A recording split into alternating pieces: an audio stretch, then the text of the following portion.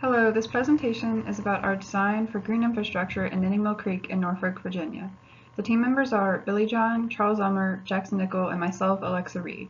The team is advised by Dr. Sample and Dr. Sridhar.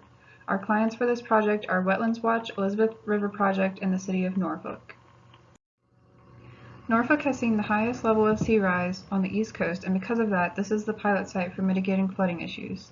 The City of Norfolk has reached out to Wetlands Watch and the Elizabeth River Project to advance their green infrastructure plan.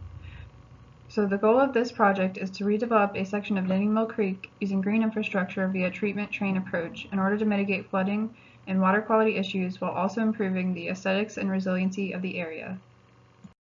Several constraints were considered for this project, which included minimizing the effects on vehicle traffic and parking, as well as using native and naturalized plants. In addition, due to a high water table, we are limited to water quality control practices.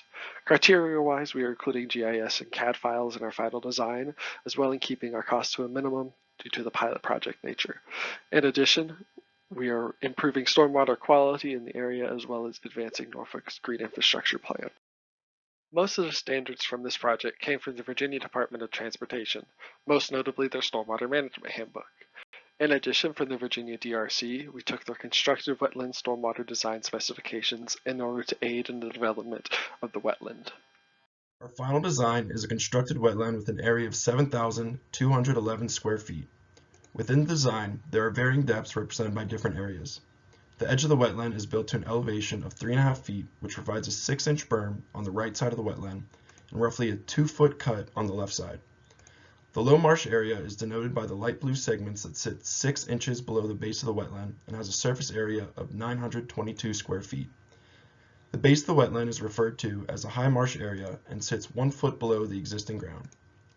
This is not depicted by any color and has an area of 4,574 square feet.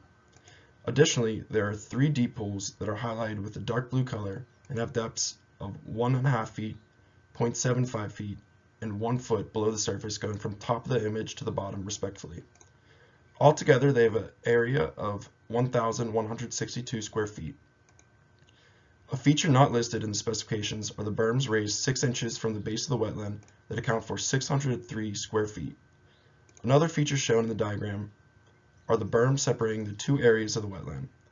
There is one berm that is at ground elevation to disconnect the 2 areas, as well as a berm 2 feet above the ground noted as a high berm.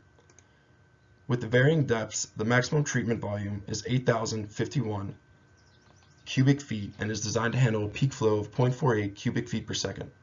The maximum ponding depth below the water table is 1.5 feet.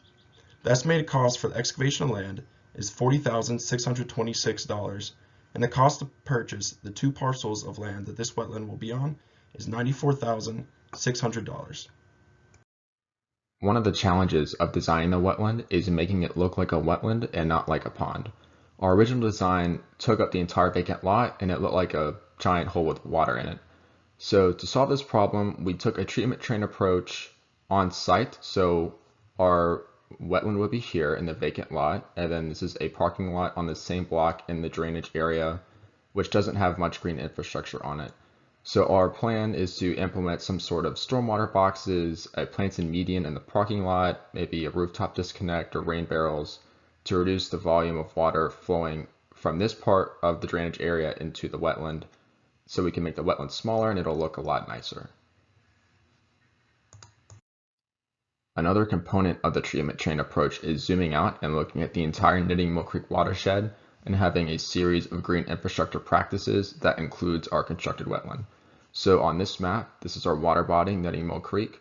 Our wetland is the purple polygon, and then the other polygons represent some other areas of interest where we could implement some practices. So that is part of our overall plan to advance green infrastructure in the Knitting Mill Creek watershed. Thank you very much for listening.